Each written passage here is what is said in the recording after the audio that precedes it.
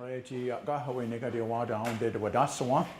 Dano what Quanu Lonchi is was what it Nicorisa gun a squat the Hunsa that day. That no Angade Nyon, the Okno the Aktala Quenina Unkak Akia the Genha. So I thank you and acknowledge you for coming here today and deciding to be here. And I guess it's about time that we started, and I hope that there's something I can say that would help. Not you, well, someone. Okay, so what I want to talk about here is simple to complex. And first of all, I say that I come from Six Nations, which is right about there, halfway between Detroit and Buffalo here. Toronto's there. And like that says Six Nations implies that there are 6 different nations of Ong'ong'e people that live there. 3 out of those 6 languages are still spoken. We've got 13,000 people living on reserve, another 13,000 people that live elsewhere. We only have 2 first language Mohawk speakers left in that community. Just 2. And the other 2 languages spoken there aren't doing much better. But we've got a couple of thousand living to the east, speak a slightly different dialect. Okay? My wife and I co-founded that organization, began teaching in 1999, and nowadays we teach an adult immersion program 2 years long, 2 school years long. We also teach an online program. We have a YouTube channel, a website that hasn't been updated in about 2 years, so don't look on that for the latest information. And I agreed to talk about 4 things in my visit here. Yesterday I talked about that root word method of how our language is organized. And today, this afternoon here, I'm going to talk about the curriculum, how we've organized this material from what I call simple to complex. And the second session this afternoon is how we actually deliver it. And just a note for people who are taking notes, I've got my email address on the last slide. If you take that down and send me an email, I'll send you the PowerPoint. So you don't have to take notes. Well, you can't take notes, or you don't have to take pictures of the slides. Okay, so, simple to complex. You saw the before and after videos that we produced there. You saw some remarkable changes of people who come in there knowing almost nothing and walk away 2 years later as pretty accomplished speakers. And I attribute that to those 4 things. The method, which is based on root words, and how our whole language is constructed and based around root words and assembling them in the right sequence and with the right parts. The second thing is the curriculum, how we've organized the teaching of this material. And the third thing is how we actually deliver it. And related point, tomorrow I'll talk about assessments and goals. Right? So, here's the word disclaimer. That's a fancy English word for excuses. Okay? Excuses. Here's where I lay out my excuses, right? I'm not a first language speaker. My parents weren't first language speakers. I don't have any teacher training. I don't know anything about linguistics. Okay? So I will probably throw in the odd linguistic term here, and it might be correct, it might not. You know, you can consult with the people who know something about linguistics. How many of you? There was about 5 people that raised their hand yesterday. Any linguists in the room? 1, 2. Oh, look at this, 5 of them. So consult these people about how I'm butchering the linguistic terminology. I'll correct everything. Okay. Well, I appreciate being corrected. It doesn't mean I'll remember it, but I appreciate being corrected. So, our program is 2 years long. We have to accept students, and we don't require an extensive background in the language to attend a program, but anyone wanting to take it has to pass an admissions test. And one of our sister communities, Kahnawake, which is next door to Montreal, they also have an adult immersion program. And they have a lot of people applying. They've got a huge language program there, hundreds and hundreds of speakers. And so they're taking the best. So their students walking in already have pretty good conversational ability, right, as a start. We're happy to have anybody that's keen to do it. And we're very happy to take people who know nothing. All right, so, but they have to have a test. And we give people who want to take the program the answers to the test because we want them to pass. We want them in the program. If you want to pass the test, here's the answers. Well, Jason, way. That's easy, right? Okay. The trouble is that every year I give out about 30 of these answer sheets. And only 10 people learn enough to pass the test. And this is not rocket science that I'm talking about here, okay? It's just 40 words, 40 Mohawk words that they got to learn.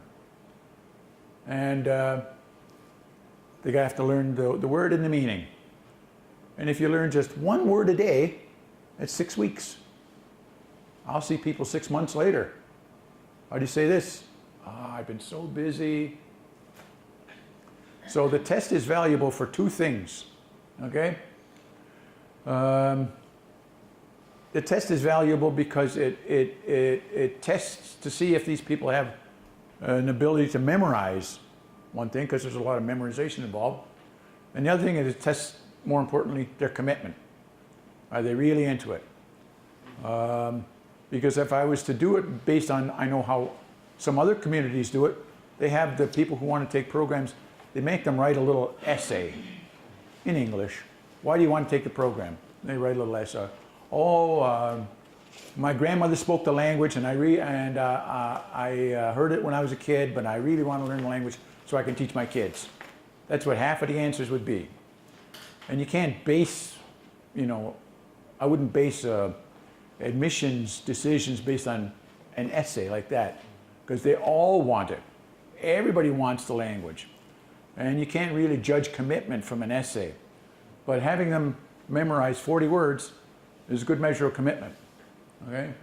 And this test is 40 variations on the verb to like. And here's our verb root. Okay?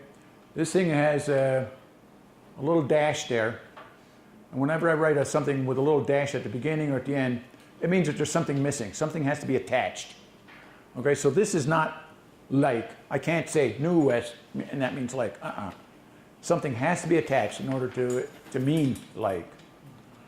Okay, so that's just a verb root. Here's 12 of them. So, genuis, my little button here. Genuis, I like it. Sanuis, you like it. Lanuis, he likes it. Unuis, she likes it. Wagenuis, it likes me. Sanuis, it likes you. Lonuis, it likes him. Yagonuis, it likes her. Gunuis, I like you. Garagenuis, you like me. Rinuis, I like him. Laginuis, he likes me.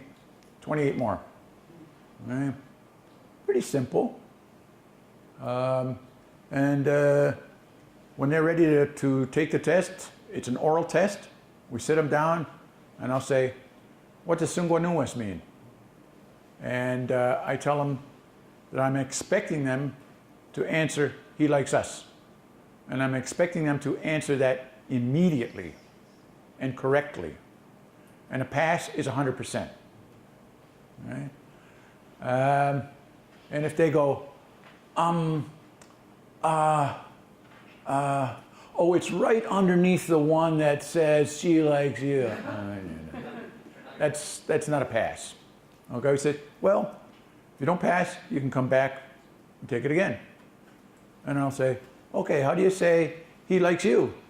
And I'll go, so a pass is immediate and correct.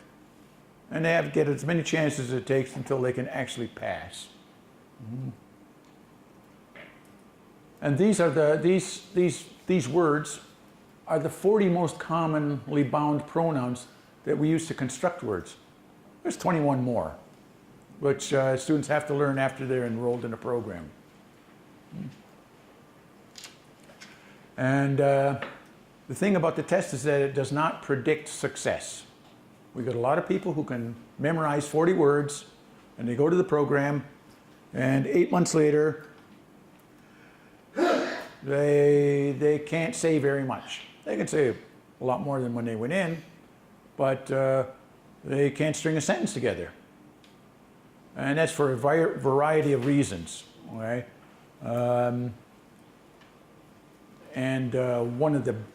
I'll talk about one of the reasons later on in this slideshow, but just passing the test doesn't guarantee success. Okay, so what we do when the program starts?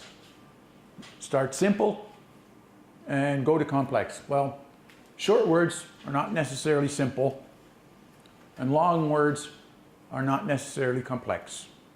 So the length of the word doesn't dictate whether it's simple or complex, easy or difficult. Okay, because with our words, there's a short word, there's a long word, and that top, one at the top, I will arrive back there. Like I'm going to get on a plane tomorrow at 6 o'clock and I will arrive back at home 2 o'clock the following afternoon. I will arrive back there, one word. We too, my wife and I have a big car. We've got a big car. Okay. But when we sort of investigate those words, Yunske is composed of 6 grammatical elements. 6 elements. Okay, whoop, let me get back here.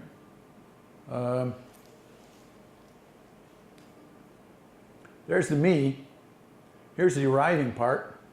Here's the in the future. Over there, again, and this thing has to go with that piece here. So there's 6 grammatical elements that we have to combine to say, I'll get back there 2 o'clock tomorrow. And they all take different shapes and forms depending on what they're assembled with. But that's easy. She and I, car, it's big. She and I, we have a big car. Right? So, word length doesn't dictate simple or complexity, and anything that's simple in terms of meaning isn't easy to describe. For example, I went for a walk. Nothing could be simpler. Something we do every day. It's the last thing we teach in the last day of the 2-year program. And that's because it's a mouthful. De wagataha kwanuhne.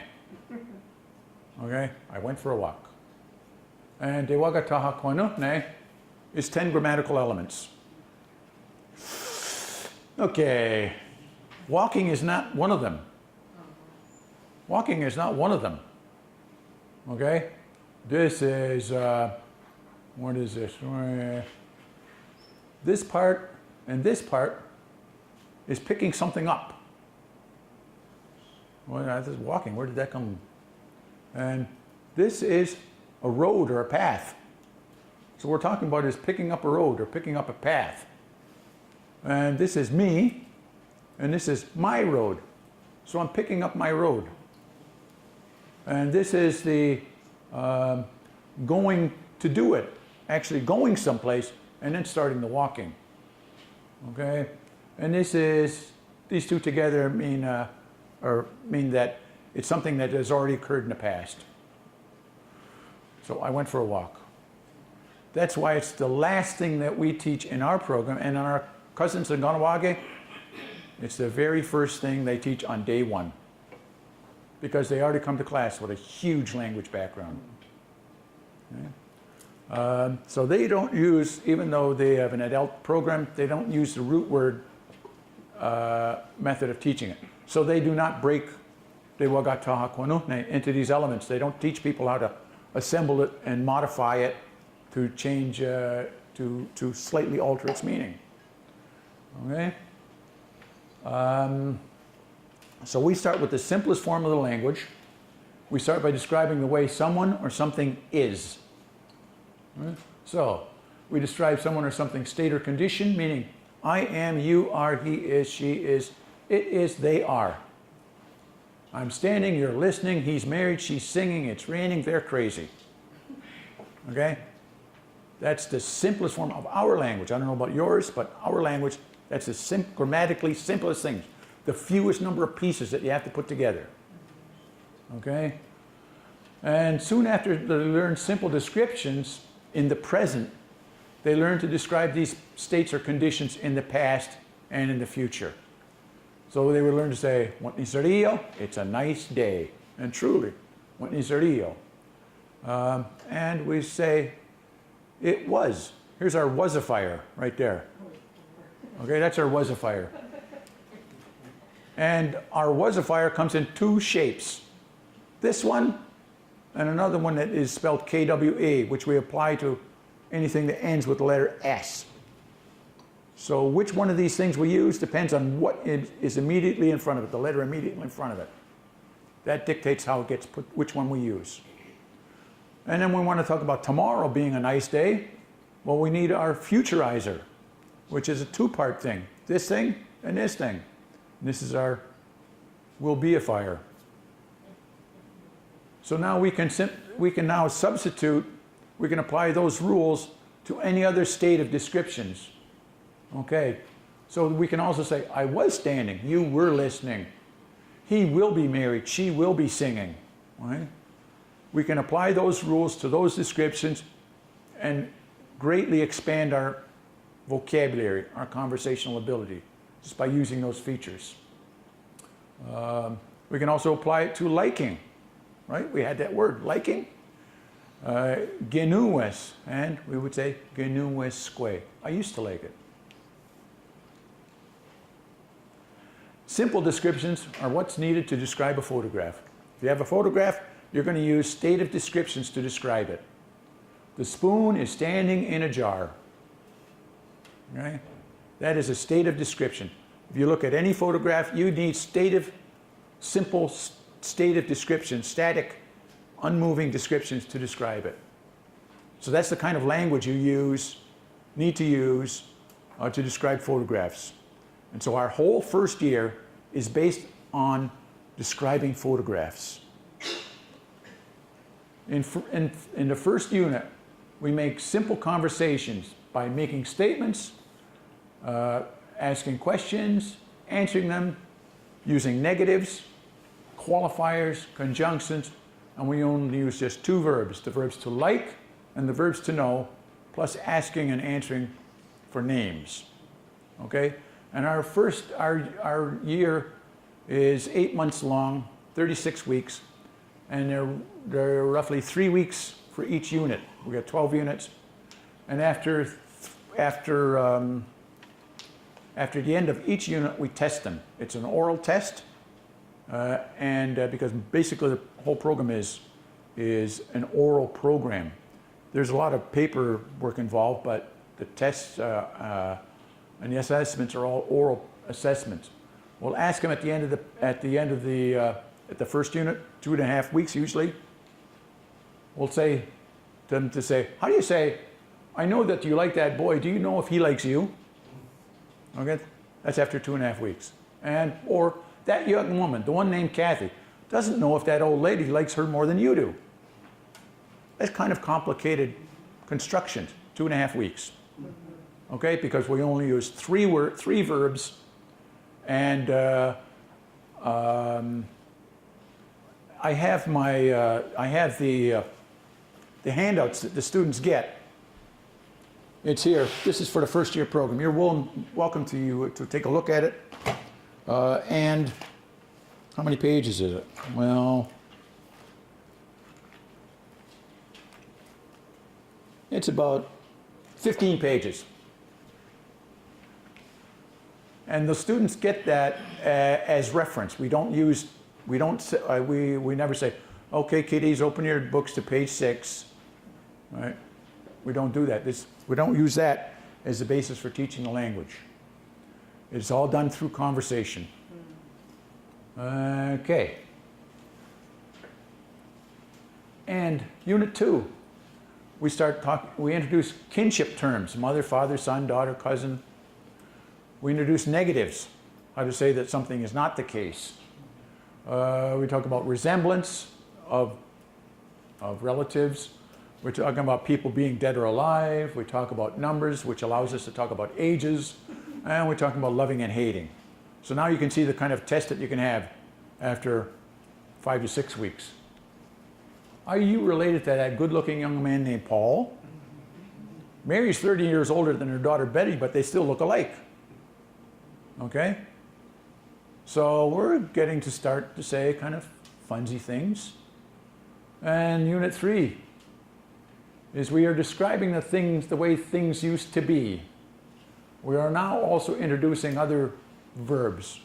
Being engaged, married, divorced, to describe when something was the case, to be able to say that something is in a state or a condition again, to talk about good people, bad people, good kids, good dogs, bad dogs, and having kids, animals, and families. So you see that the first 3 units are all centered on enabling the students to talk about themselves and their families, their friends. Right? So the test after Unit 3, you can say stuff like, my wife and I aren't married, but we've got 10 kids. My nephew's a bad kid, but I don't hate him. Okay, so it's still very family-oriented. And if you remember my session yesterday, for those, how many people were here yesterday? Okay, half of you. I spent a lot of time talking about pencils, right? Pencils. And I'm not a fan of people who use whole words and objects as a place to start a language program, because it doesn't give you meaningful conversational ability. But here we are, where this is 9 weeks in, they still don't know how to say pencil. They don't know how to say car. They don't know how to say shoe. They don't know how to say, moose. They don't know how to name anything except their relatives.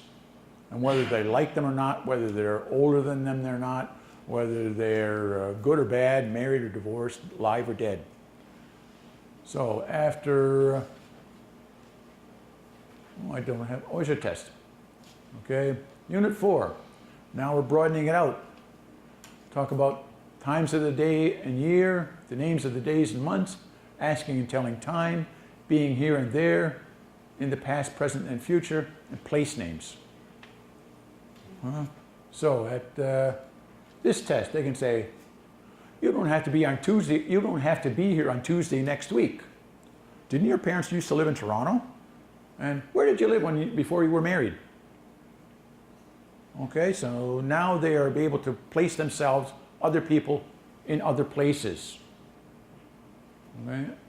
And by the way, everything that you see here, Toronto. We don't say Toronto, we have our own name for it. Son of a gun, it's Carundo. That sounds like Toronto. They got it from us. Okay? They got it from us. Just like they got Canada from us. Okay? Granada. Granada. Oh, what the heck? What does Granada mean? A town or a village. Okay. Okay, then Unit 5. Here's where the load starts piling up. 70 physical, mental, and emotional state verbs. For example, being angry, awake, busy, crying, dark-skinned, drunk, eating, famous, fat, funny, happy, hungry, lazy, lucky, nasty, poor, pregnant, sad, short, sleeping, smart, worried, working, and about 30 or 40 others. Those are the kind of mental, emotional, physical states that people can be in. The 70 most common things that we use to describe people. If I say, could you describe your cousin? Oh, well, which one? Oh, the one the same age as you. And you can use one of these or several of these things. So this allows you to describe people, not just to describe friends and family. And then, of course, the test that we give them at the end of that unit. she won't be happy until she's thinner. And he was always drunk when he was single. And it's surprising she isn't married yet. Okay? So now we're starting to allow the conversation about people to broaden into other subject areas. Unit 6 is now where we make a big change. I said that we spend the first year talking about photographs, and we do. And we did that for a good 10 years, more than that. We're just finishing we finished our 19th year just last week. And for the first 13 years or so, 14 years, we followed this, well actually the first several years, first 5 years, there was no plan. We just made a mishmash of it and experimented, and we eventually, maybe after about 5 years, we fell into this pattern and said, this is working, this is working. And after 7 or 8 years of this, we realized that people needed to be able to say very common everyday activities that we do every day. People sleep, they wake up, they get dressed, they eat, they go to work, they study, they watch TV, they cook, and they have to have the ability to talk about that if it's going to be meaningful conversation. So Unit 6 is where we begin introducing action verbs, okay?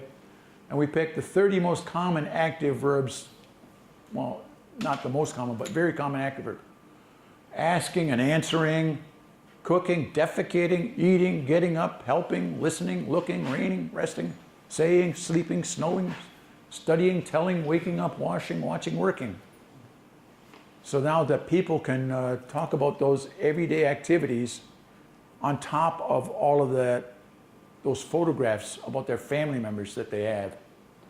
So then we start testing them on that. Now these people can now say stuff like, don't wash the car, it's going to rain. You didn't ask me, you told me. The old man always falls asleep after he eats. Okay, and so anything that you can and these are simple verbs. Nothing fancy about the verb, because our verbs can get very fancy. Right? I realize now, I said, don't wash the car. They haven't studied or learned the word for car yet. So this is not a good example, okay? I could, yeah, so that's not a good example. I wrote this last night in a hurry and I forgot, oh yeah, they haven't studied that word yet. Okay. Okay, so Unit 7, there's another category of everyday active verbs, 20 more of them. Okay. Unit 8, now we finally get to learn how to say pencil. Okay, now this is 7, this is 8, 24 weeks into the program. That is 6 months into the program, and they're finally learning how to say pencil. So this is, this is like February or March, and they finally get to learn how to say pencil. As long as book, car, gun, house, job, money, shoes, hat, pants, desk, chair, house, 70 of the most common personal possessions, okay? Plus 15 more common action verbs used with possessions. Buying, getting, giving, trading, using, washing. And the characteristics, 25 of the most common characteristics of personal possessions. Whether they're big or cheap, their color, whether they're dirty, expensive, they're good, they're long, they're new, they're small, they're pretty, small, soft, ugly, or wet. Okay? So now we can start talking about this pencil in a meaningful way. So then when we test them at the end of that unit, who washed this blanket? It's still dirty. The red wire is often dangerous. The yellow car is too old and ugly for him to sell. No one will buy it. Okay. So now we've introduced, this is now where the noun thing, where the object thing starts taking over the program. We went 6 months without having to learn the names of things. And in this unit is where we start learning how to talk about things nouns, and this is where the memorization of a lot of information starts having to be done. So, Unit 9, they learn, this is about food. So here they're learning the names and the root words for our original foods. Meat, fish, fruit, nuts, roots, potatoes, meat, water, corn, beans, squash. Plus, they also have to learn the names of new foods, like banana, beer, cake, pizza, spaghetti, bagel, yogurt. So we have names for all of those things. Then action verbs that's used with verbs. Cooking, eating, liking, making. Right? And then food characteristics, 20 of those. Baked, burnt, frozen, moldy, salty, sweet, bitter, spicy, on and on. So then we now start talking about foods in a realistic way. I hate hard butter. This apple's not sweet. Carrots are not fattening. My neighbor's son eats too much candy. Okay? And Unit 10, what's Unit 10? Oh yes, and the environment. Here's how we're dealing with the environment. We're talking about things that are generally outside the house. The noun root, the whole word plus the noun root. A cloud, a fence, a garden, a hill, rabbits, town, tree, road, swamp, garden. Then 20 places in a house. The bathroom, the couch, the garage, the kitchen, the yard, the toilet, the bedroom, the living room, the entranceway. And then 30 places in relation to a house or anything outside in the environment. Behind something, in front of something, north of something, this side of something, on the other side of something, on both sides of something, in between something. So we're going to apply these features here in relation to these things here. So now they can say behind a cloud, in front of the fence, north of the garden, on this side of the hill. Okay, and any combination. So now they can take a look at a photograph of something going on in the photograph and describe just where something is. And a test for that. Why is your son lying in the mud? She's running on the other side of the road. Is your car on the left or the right side of the fence? And getting to the end of the program. Now we go shift to the body. 60 body part nouns and the root words for those nouns. Arm, blood, eye, hair, nose, thumb, tooth. 10 action verbs used with body parts. Bite, sniff, bleed, hit, touch, grab, rub, scratch. And then 20 sicknesses and ailments. Being blind, having cancer, being deaf, having diabetes, fever, the flu, being in pain, and others. Okay, so then our test at the end of that thing is, why is your tongue so dark? I had a stomachache yesterday and now I have a headache and a fever. Chickens don't have toothaches because they don't have teeth. Okay, and why is that in there? Okay, it's because they have to learn the word chicken early on in the program, that's why. I forgot. When they're talking about dogs and cats, they also have to learn how to say chicken and pig and cow and horse. Okay. Okay, and then Unit 12. Oh yes, more vocabulary. 100 names of animals, birds, fish, insects, trees, plus exotic things, elephants and hippopotamuses and things like that. And then weather. It's the last thing in the program, weather terms. So whether it's sunny, it used to be sunny, it will be sunny. It's not sunny, it wasn't sunny, and it won't be sunny. So they have to be able to talk to them in different time frames and whether it's yes or no. So those are the, that's the content of the program. And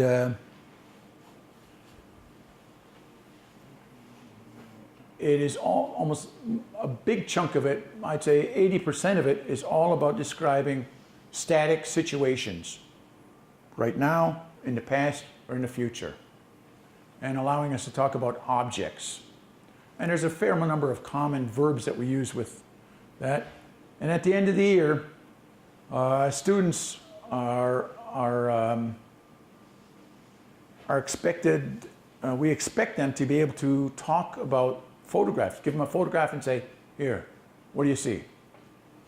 Or tell us about yourself. And I've written a story about my own self that uses this vocabulary, and which one of our students could tell about themselves. Here's my story, okay? My parents were married for more than 50 years, but they've both passed on. My father was a carpenter. They were both Mohawks, but they didn't speak or understand the language, just a couple of words. We lived in Buffalo when I was a boy until I was 12 years old.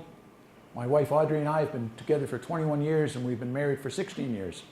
We're very happy together, and we love one another very much. We don't have any children together, but she has 2 children, a son and a daughter. Her son lives in the US, and her daughter lives on the ground floor in our house with her 2 boys. I have one daughter who lives next door to us with her boyfriend and her son. Audrey and I lived in Anchorage for a short while, about 10 years ago. I was working at a radio station there. Both of us don't like big cities very much, but it was really nice being out on the land up here. I'm happy to be back in the north again. Okay, that's a story that our students could tell after the first year. Okay? And if you notice that story, nothing's happening. Nothing's happening. It's just a series of slides. It's just a slideshow. Okay? So here we go. Audrey and I lived in Anchorage for a short while about 10 years ago.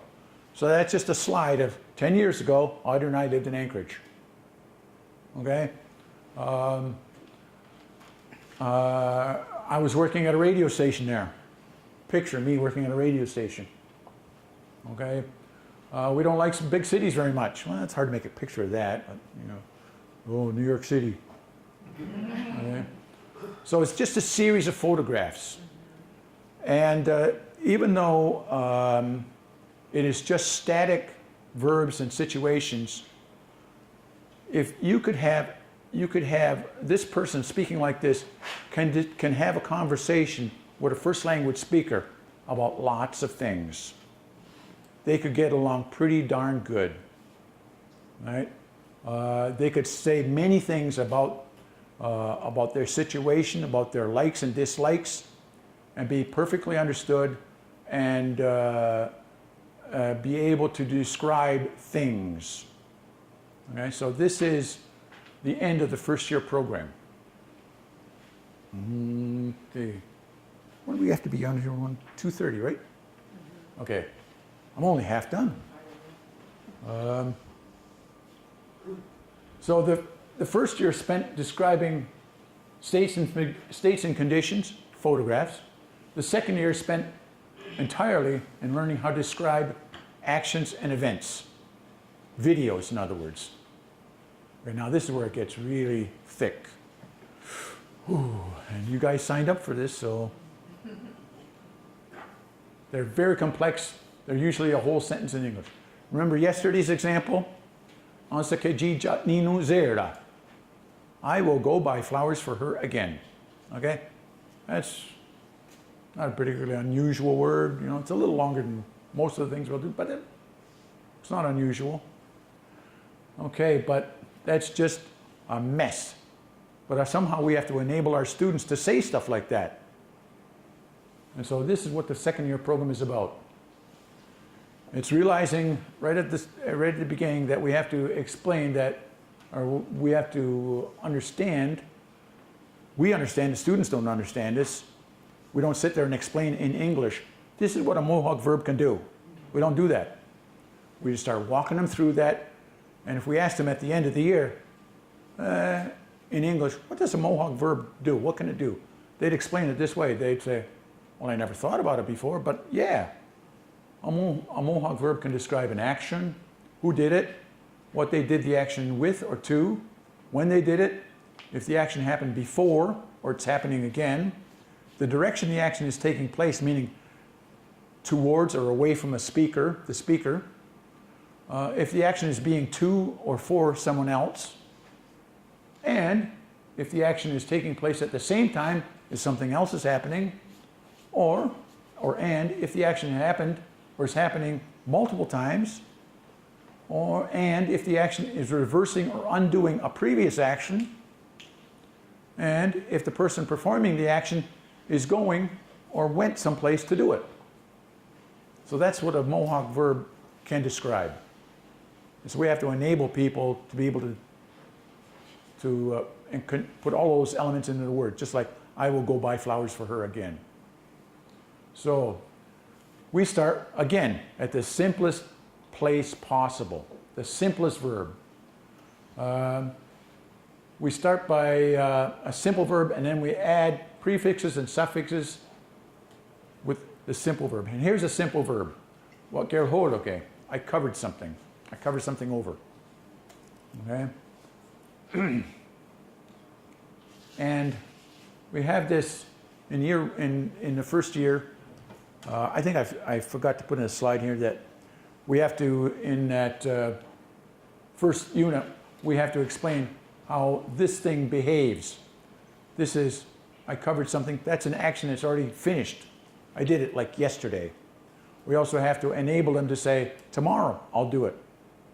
And, well, I might do it. And I always do it. And I'm going along doing it right now. Those are the common aspects of an active verb, action verb. So the second year is just, we start by saying, here's some very common verbs. This might be one of them. Learn them in their basic forms. And it's not just the I covered it. So we also have to learn you covered it, he covered it, she covered it covered it.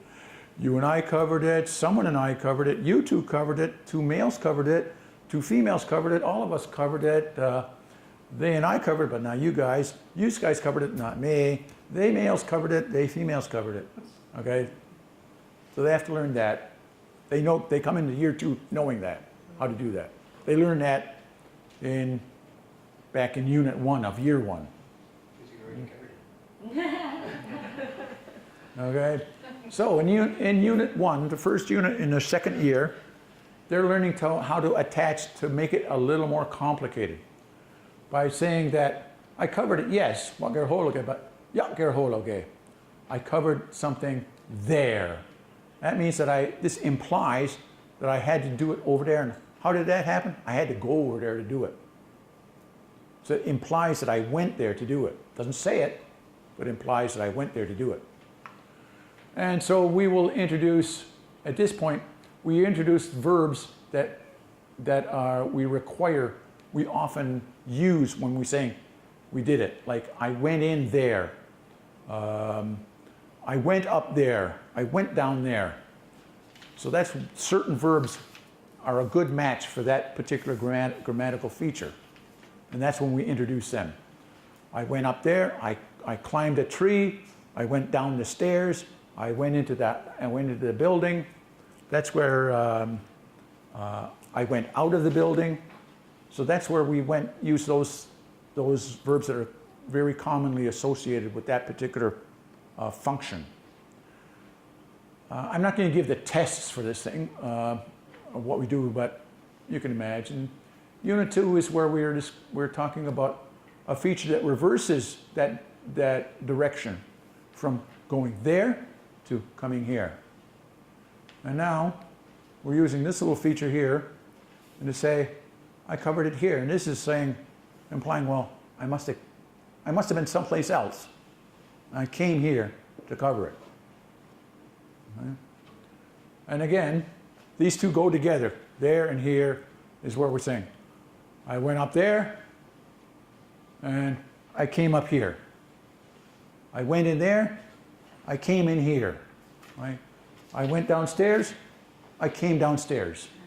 That's where we start using those same verbs that they learned in the first unit and just reverse the direction. And I say we start simple and add complexity because this grammatical feature comes in only 2 shapes, the letter Y and the letters YE. Okay? And this feature comes in 3 shapes. Comes in the letter T, comes in the letter TA, comes in the letters TE, and TI, sorry. Okay, and then we're going to learn our agenifier. Okay, I covered something again. And this little feature here is our agenifier. And that comes in 4 shapes. So it's a lot more complicated than that going in there. So that's why this is saved till the 3rd unit. And what also at this unit 2 as well, we also combine direction and repetition. So yeah, I went up there and I came back down here. Right? I came downstairs and I went back upstairs. So they're learning how to combine these directionals. Combine this, that yet directional with this agenifier. And those 2 things have to go together. All right, so that's, this is, these sessions, there's only 7 sessions in the 2nd year program. And so the units are quite a bit longer, 5 weeks apiece. We pile in many more verbs. And now they're required to use them in context in multiple ways during the day. Right. And at this point in the program, I'm going to do this now. Well, I think it.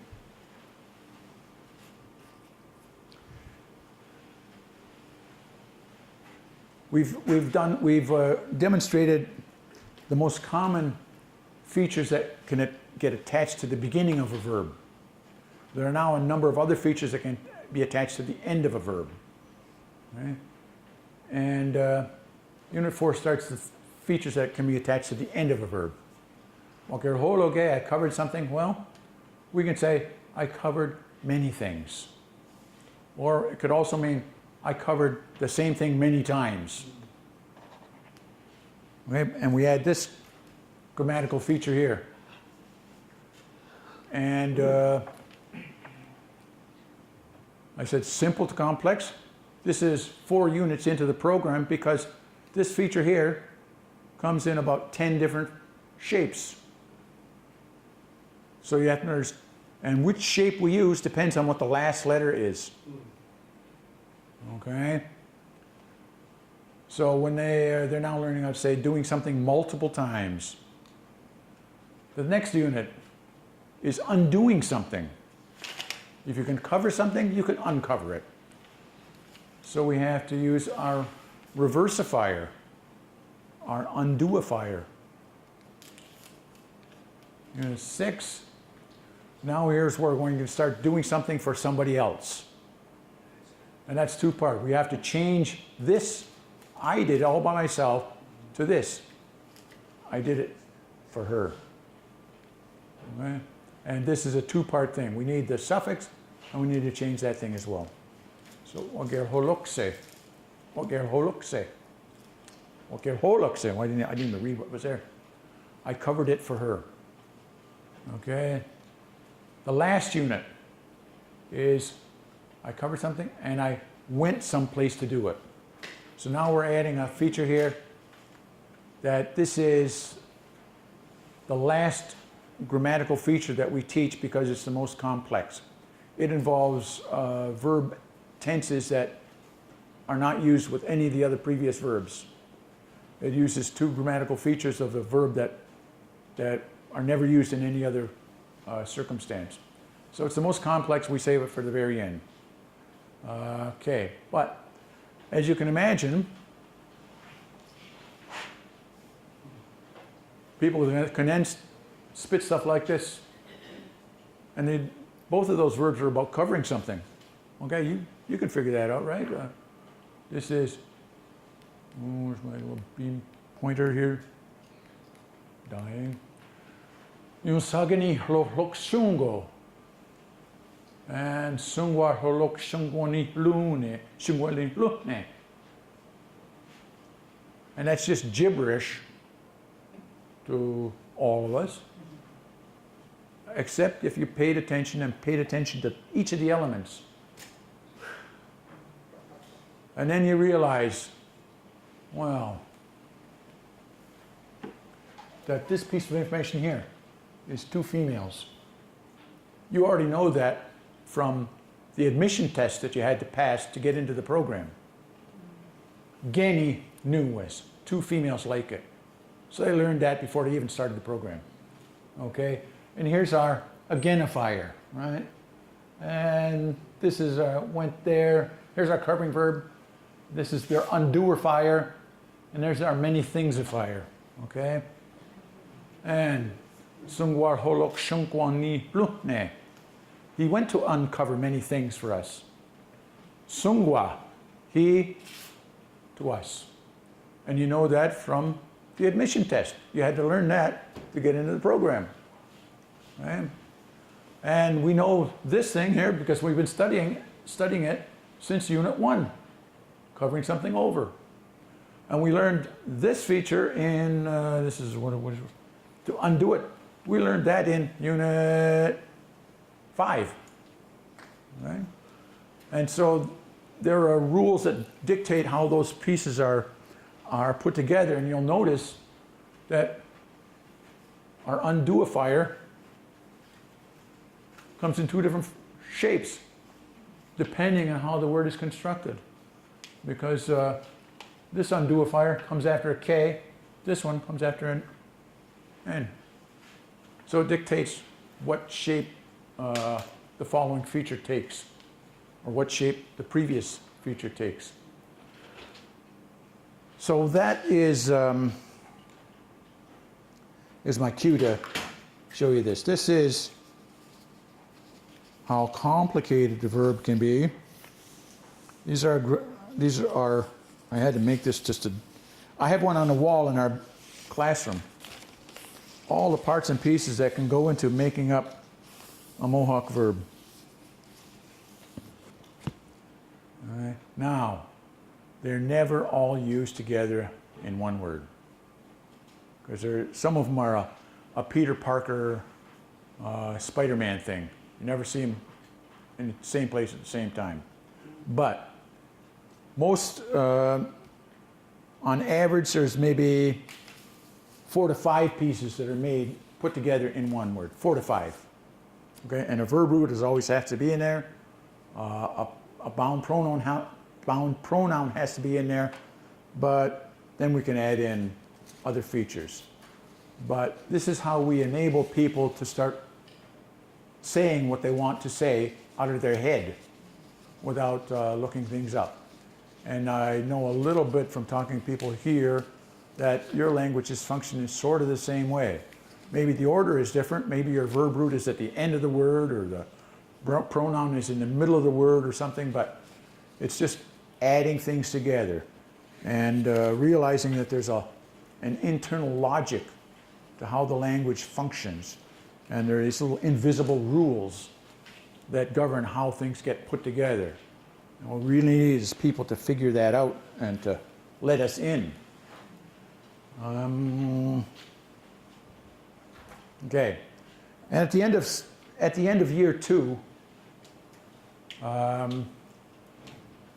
we remember the story that somebody could tell at the end of year 1. My parents are married for 50 years, but they both passed on. My wife and I have been married for 16 years. We used to live in Anchorage, and we don't like big cities very much, and we like being out in the land. Okay? Well, I wrote a story about myself and my wife that uses the vocabulary and the sentence structure from the second year program, which is based on the first.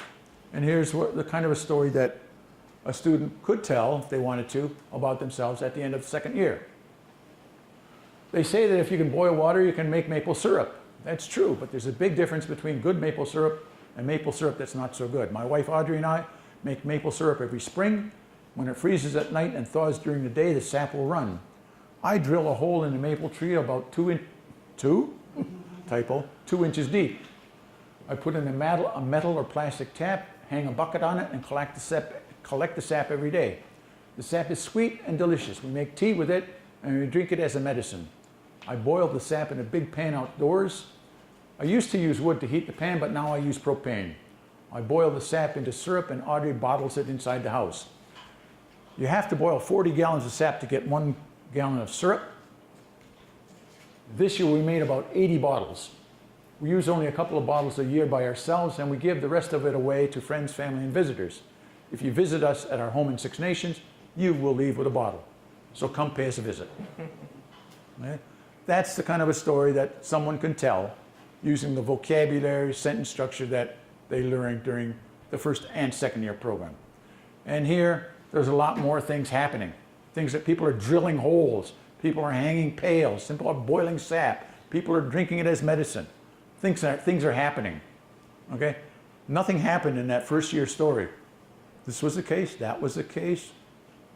And so this is more lifelike, but it takes a lot of preparation of knowing how to construct these verbs to get you to that point, okay?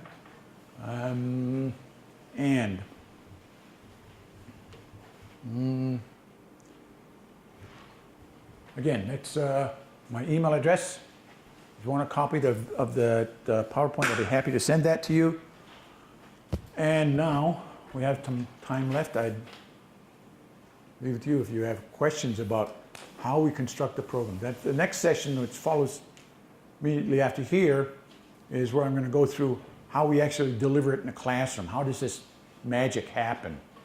Okay, and that's what I'll spend the next session on. But if you have questions about how the program is constructed from simple to complex, I welcome any of those.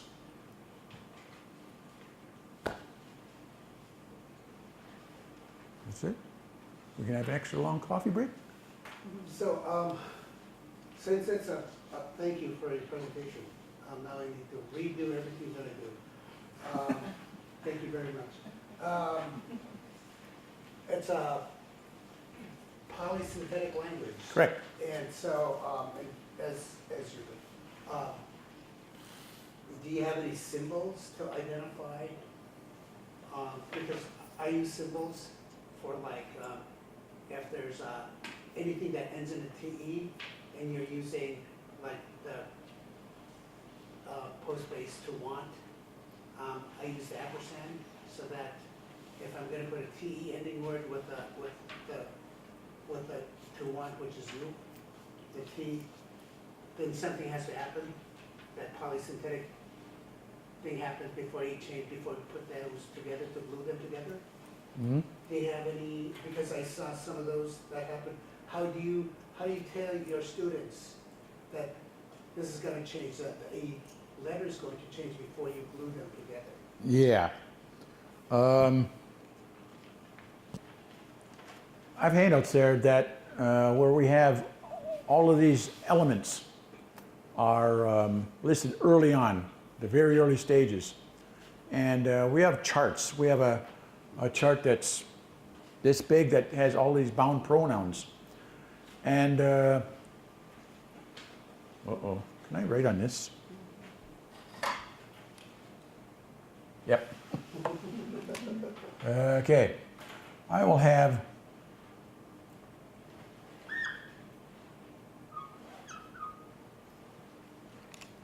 we remember that word for liking something, genuous. It was K-E. And so this is the I part. And on our chart, I'll write it as K, and this E is going to be in italics. And this tells the students, something's going on here. Okay. Something's going on here. Means this thing's going to get modified in certain circumstances. And it might disappear. And it doesn't happen. It didn't disappear. Or I will have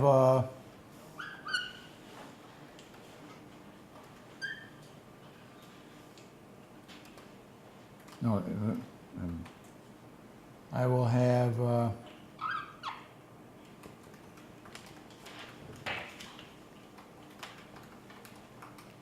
I'll put this AHSE, and that'll be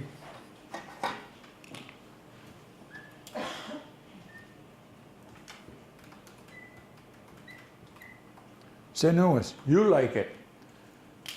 And there's that H is printed in a gray color. And it's hard to, it doesn't show up well. And students learn that they don't pronounce that H, but it's there. And whenever we attach anything in front of it, this thing all of a sudden comes out of hiding, and we have to pronounce it. So we do things like that with those charts at the beginning, and we are I'm constantly reminding them well into the second, you remember. Hey, remember that all of our prefixes that start with the letter S have got this hidden H. Right. And whenever we attach anything in front of it, we have to write this H and we have to pronounce it. So throughout the process, they're learning all these little ditties or like for that, I have a ditty for that. It says, TS is BS, you gotta go to C. TS is BS. You gotta go to C. Yeah. And I remember that. Mm-hmm. We have like math, 2 + 2 = 4. We say A + I = on. O + A = O. They know those things like that. Right. And I talk about the rule book, but there is no physical rule book. Right. Nobody's written one, and I always tell the students, you guys got to write one, because I don't have time to write one. And I started to do that one day, but I got 35 pages in, and I said, I'm running out of time here. I only got so many years to live, and I don't have the time to finish the rule book. So yeah, there's all of that. Yesterday I gave a chart showing how I think with 2,000 pieces of information, you can become a very proficient speaker like this, telling stories like that about the maple syrup. If you master 2,000 pieces of information. But one of those pieces can involve a lot of information. You got to learn all kinds of things about it. It's not just that, it's not just this, it's this. And you have to learn all kinds of things. And when you want to learn about an activity, a verb, well, they've got to learn everything about it. So yeah, it's only 2,000, but there's a lot going on. Okay. Any other questions? So if it's polysynthetic, it's also a glutamate. You glue them together. Glue them together. That's it. Like he said. Okay. Okay. Yeah. So that's how we've conquered the problem of enabling people to think in their head, and it's in the early stages. It's a mechanical process. You're going down there, going, which one of these pieces do I use? Okay, and then you're going over charts in their head, and you can see people, their eyes going up there like this,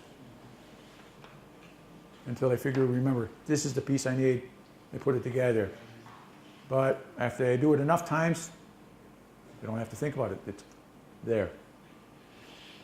So, but it works, and I'd be keen to talk to anybody that has a better, shorter way of doing this. It takes us 2,000 classroom hours to get to this stage here, and I'm convinced that we can cut that down.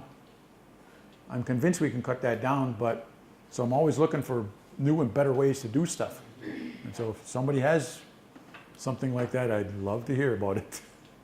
And especially since you're all sort of in the same boat. If you've got some structural things about how the program is delivered. And I said this is how we start, and I don't push that on you as the way you got to start. Your languages are different. We pick this verb to like as our starting point for a couple reasons. One, it's a very basic activity. We like people, we like food, we like objects. So it's got huge conversational ability, and that verb root starts with the letter N. which is a consonant. And so what we did was we made, it's like your computers have an operating system. Android, OS, they have an operating system. There's a set of rules that govern how the thing operates. And the default function, when you turn a computer on, something always happens. And that default setting, I've made the program operate. It said this is going to be the default setting for how we teach the language. That we're going to start by understanding words that are word roots, noun roots, verb roots that begin with a consonant, and modify everything that isn't a consonant to fit that pattern. And I decided that the first thing we do was to talk about liking and knowing. And knowing something is a verb root that begins with a consonant. I could have picked fishing, but fishing doesn't start with a consonant. Okay? I could have picked other things. They don't start with consonants. So I picked this thing just sort of to minimize a lot of extra baggage that I could deal with later on. And on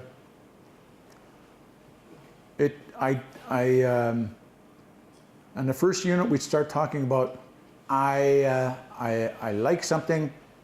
I could have immediately said I don't like something. But that involves a complicating factor.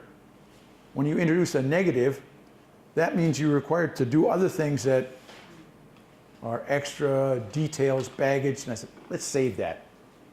I could have taught on that first lesson, I used to like it, but I don't like it anymore. That's another complicating factor. I'll save that. And after that first unit, I could have gone, okay, I used to like it, I don't like it. Which one do I deal with first? They're both valid. You can pick this one or that one, but you got to catch up with the other one eventually. And it's up to you to figure out which one do you think is easier. It's less of a headache for students to deal with. So it's a matter of picking your own path. And you may find out, like we did, you know, this little path here works fine, but you've discovered that there's problems in the student's storytelling ability that you discover after some time, and you've got to address it by, as we did, by plucking these words out of the second year and putting them into first year. So in the middle of the first year program, we dumped in all kinds of activity verbs: eating, cooking, sleeping, working, studying, watching. We dumped those right into the middle of the first year program just so they could talk about ordinary things that everybody does every day. Okay, so you may find that nice, neat frameworks sometimes have to get adjusted. And so pick a path that, yes, it goes from simple to complex, but one which still enables students to talk meaningfully and about ordinary everyday things. And in our case, we've held off on teaching the names of objects. You know, there's no, for us it makes, it's not as valuable to know about how to name things as it is to talk about our relationship and our kinfolk. You know, I used to hate my nephew, Paul, but I like him a lot more now. You know, it's something they learn in the third unit. And so that's the sequence of material that we use to deliver the language with. Okay. Any other questions? Yo. How do you deal a lot more with people in the beginning?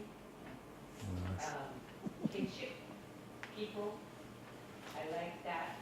I'm not going to say what I heard because it wouldn't be polite. I said I like how you use kinship and people a lot more at the beginning before you introduce things, like animals, plants, transportation, things like that. She likes the way we deal with kinship right off the bat. And that's true because we're in class 6 hours a day. That's a long time to spend together. And you have to have something to talk about because they're not reading books. They got to talk, and they can't talk. At the beginning, they can't talk. So you got to steer the conversation and enable them, and you got them to talk about something. And so you want them to talk about themselves and their friends and their families. So you got to enable them to do that right off the bat. Because once you start talking about your friends or your cousins, well, you're going to talk about your mom in one way, your grandma in one way, and your cousin maybe in a little different way. Yeah. He's the one that's crazy, you know.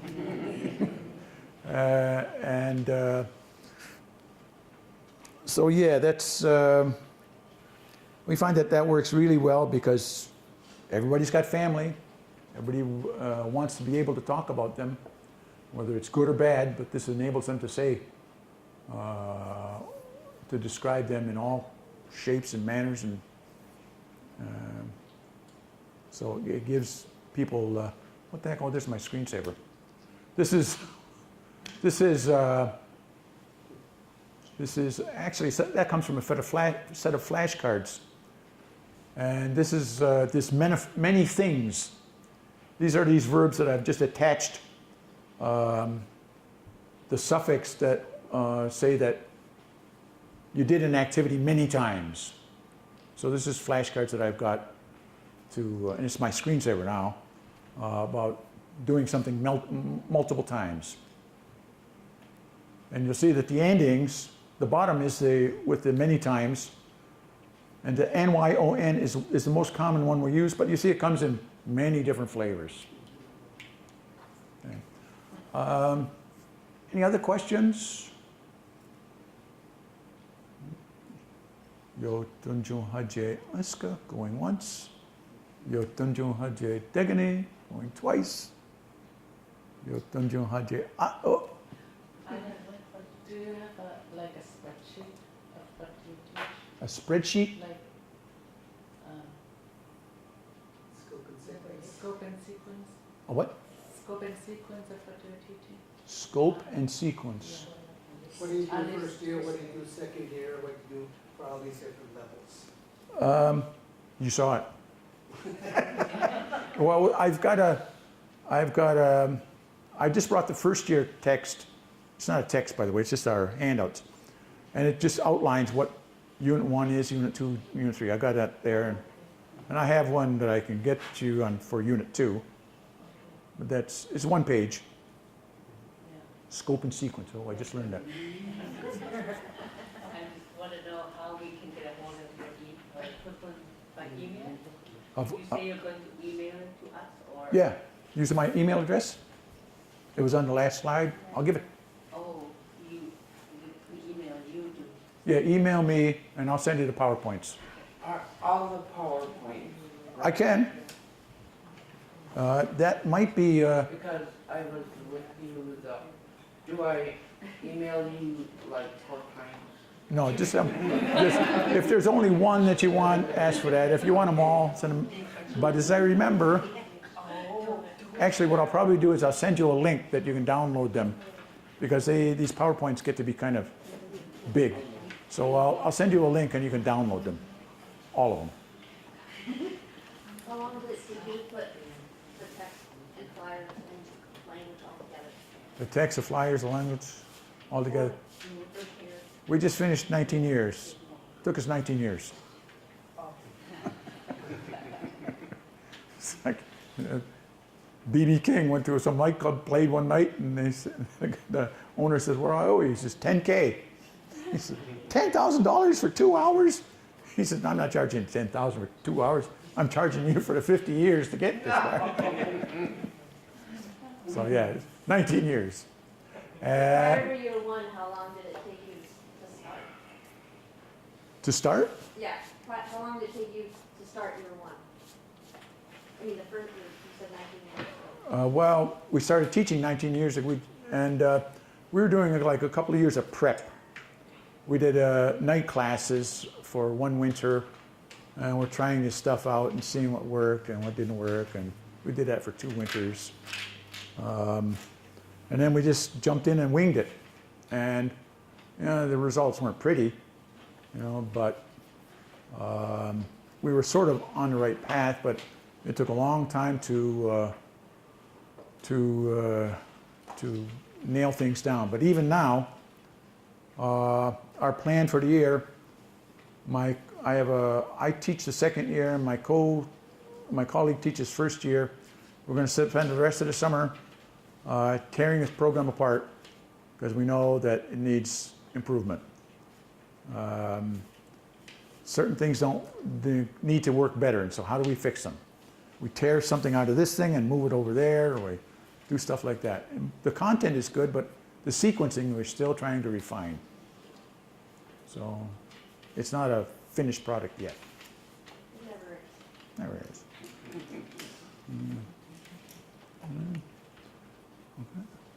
Okay. Well, the schedule calls for me to be here at 3 o'clock to talk about what happens in the classroom, actually delivering this material, and how do we do it.